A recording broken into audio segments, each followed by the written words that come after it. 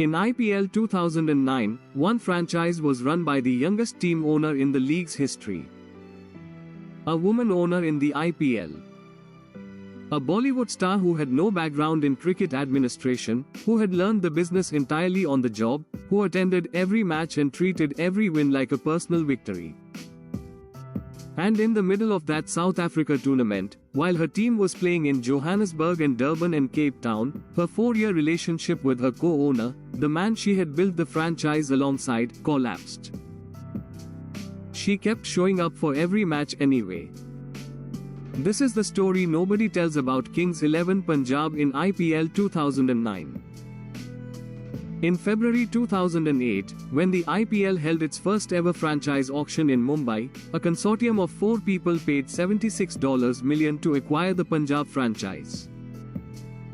They named the team Kings XI Punjab. Among the co-owners, Mohit Burman of the Dabur Group, Karan Paul of the Apj Surendra Group, businessman Ness Wadia of the Wadia Group, and Bollywood actress Preity Zinta. Preity Zinta and Ness Wadia were at that point in a high-profile, very public relationship. They had been together since 2005. Together, the co-ownership of the IPL franchise seemed like the natural next step, their relationship expanding into a shared business venture, a shared passion project, a shared identity. Until 2009, Preity Zinta was the only woman to own an IPL team.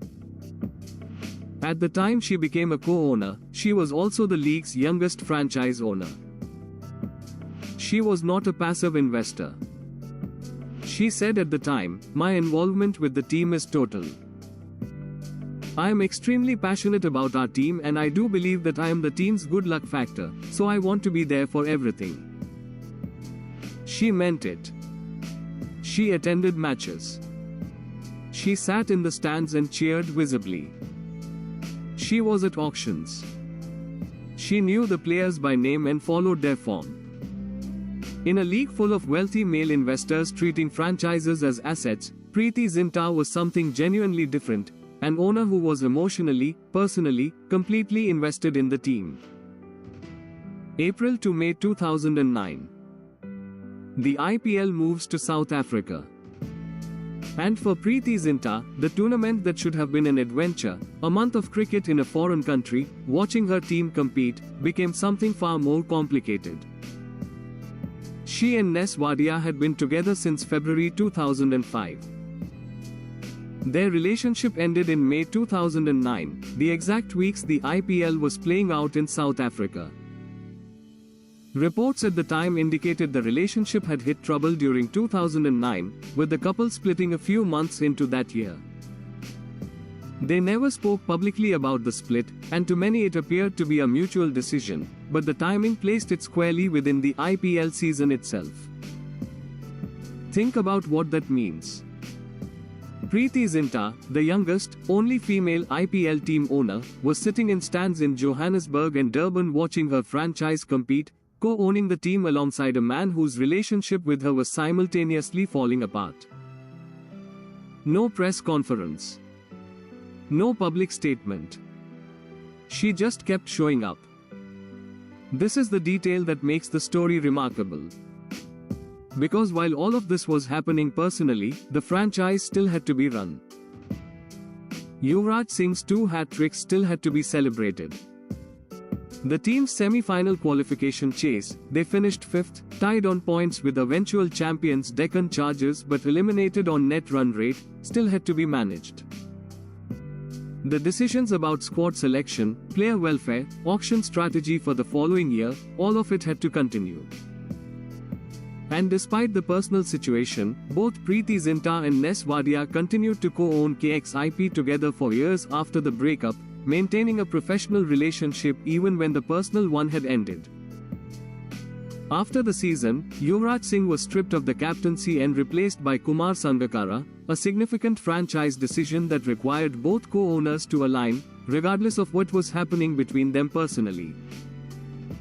She managed all of it. Quietly, professionally, without drama. There is a certain kind of courage in that. Turning up for the team you built, not for the cameras, not for the fame, because there was no Bollywood prestige in owning a franchise that finished 5th, but because you had said your involvement was total, and you meant it. The IPL in 2009 was still finding its identity. The tournament had proven itself commercially in 2008, but there were still serious questions about what kind of institution it would become. Would it be a rich man's vanity project? A pure entertainment product? Or something more complex? Preity Zinta's ownership of kxip answered one of those questions. She was the only woman in a room full of powerful men. She was the league's youngest franchise owner. She was a film star with no corporate cricket background, operating at the same table as industrial dynasties, the Wadia Group, Dabur, Ep5 Surendra. And she had purchased a stake not as decoration but as a working owner. She understood that the franchise was both a business and a relationship with a city, a fan base, a set of players who needed to feel someone genuinely cared whether they won. The year 2009 tested all of that. The team did not qualify. The personal relationship at the heart of the ownership group ended. She was in a foreign country managing both. And she kept showing up. Every IPL story is about cricket. But not all of them are only about cricket. The 2009 kxip story has Yuvraj's 2 hat-tricks, and the semi-final qualification that fell apart on net run rate, and Kumar Sangakkara's quiet excellence. Those are the on-field chapters. The off-field chapter belongs to a woman who built a franchise alongside someone she loved, watched the relationship end during the tournament itself, and continued to show up, in the stands, in the boardrooms, in the decisions, because she had said her involvement was total and she meant every word of it.